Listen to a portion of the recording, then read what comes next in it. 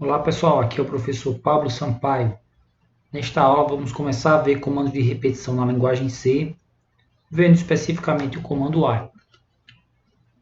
Bem, para começar, eu quero dizer que C tem diferentes comandos de repetição. Comandos de repetição podem ser chamados também de laços ou loops, um termo em inglês. Nesta aula a gente vai ver um desses comandos, um desses tipos de laços, que é o comando while. A ideia do comando while,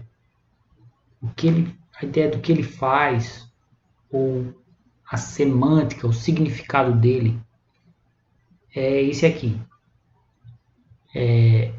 Repita enquanto for verdade uma condição que é dada no comando.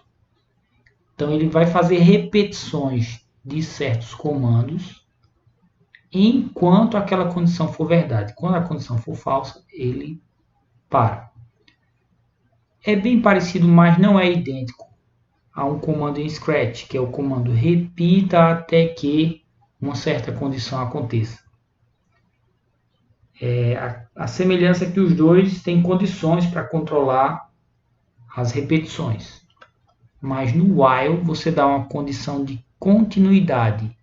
Quando aquela condição for verdadeira, ele continua repetindo. Quando for falsa, para. Em Scratch é o oposto, ele dá uma condição de parada. Quando a condição for falsa, ele continua. Quando ela for verdadeira, ele para. Então, faz mais sentido a gente comparar o comando while da linguagem C com o comando Scratch repita até que, com um não, que é um operador lógico de negação. Com não de alguma condição aqui. Então, ele vai repetir os comandos internos até que não seja verdade uma condição. Ou seja, enquanto a condição for verdadeira, continua. Quando ela não for mais verdade, é quando ele para. A mesma condição que você colocaria aqui é a condição que você especifica no while, da linguagem C. O próprio nome while ajuda a entender, ele significa enquanto. Então, este comando aqui é assim, enquanto esta condição for verdadeira, continue a repetir estes comandos. Enquanto for verdadeira, repete os comandos. A ideia é que ele reexamina a condição antes de fazer a primeira vez o comando e depois de cada execução. Ele examina de novo a condição.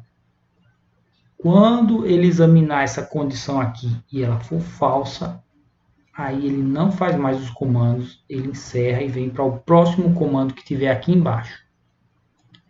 Certo? Cada vez que ele passar pelos comandos aqui, executá-los realmente, isso é chamado de uma iteração deste comando while.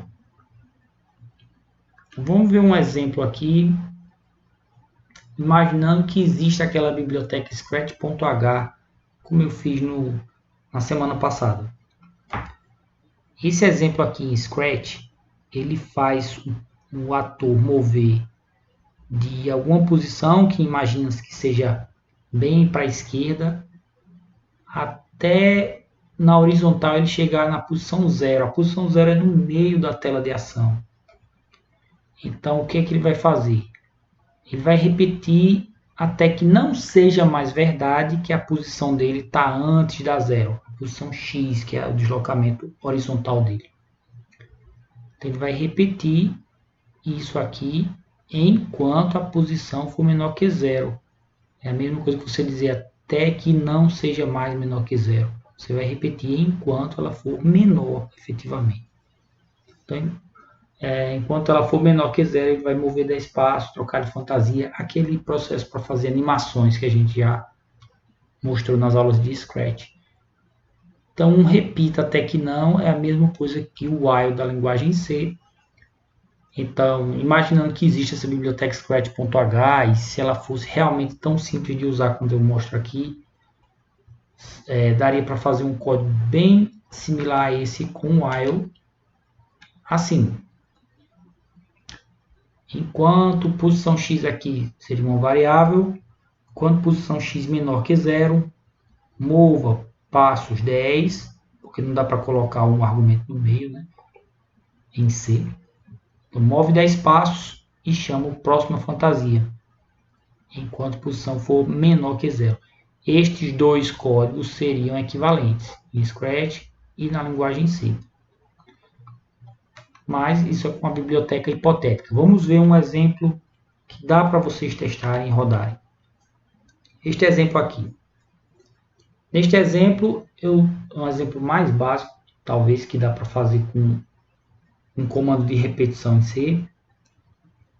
Eu uso uma variável que a gente costuma chamar de variável contador, uma variável que eu inicializo com 1, às vezes com outro valor, mas o mais comum é inicializar com 0. E eu vou incrementando, a gente diz, eu vou aumentando ela de 1 em 1. Como é que eu aumento o valor dela de 1 em 1? É com essa atribuição aqui. Eu faço contador receber esta expressão. E a expressão é feita assim. Eu leio o valor de contador e somo 1. Lembre-se que a atribuição você tem que ver da direita para a esquerda. Então, ele calcula esta expressão, que vai dar 1 a mais do que o valor da variável contador, e salva e escreve na posição de memória desta variável. Então, ela vai ter o seu valor aumentado de 1. E eu vou fazer isso enquanto for verdade o quê? Enquanto o valor dessa variável for menor ou igual a 10. Eu vou entrar e repetir tudo aqui e fazer de novo enquanto for menor ou igual a 10. Só o que ele faz é imprimir o número da iteração, que é o próprio valor da variável. Então tem iteração. Veja que é iteração, não tem o N, não é interação.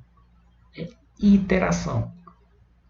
Então, iteração por cento D quer dizer que ele vai imprimir o valor da variável contador. E depois eu aumento 1 no valor da variável contador, ou incremento a variável. Como eu falei, o mais comum é inicializar ela não com o valor 1, mas com o valor 0. Vocês vão entender mais para frente isso. Mas eu vou mostrar aqui uma leve alteração desse programa, onde eu inicializo ela com 0, mas eu quero que ele execute a mesma quantidade de vezes. Ou seja, execute 10 vezes, que é o que esse comando faz. Esse programa faz.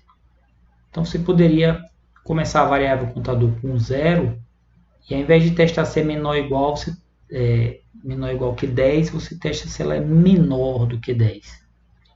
Este programa aqui também vai executar 10 iterações como o anterior. Só que as iterações aqui, você vai ver que vão ficar numeradas de 0 a 9.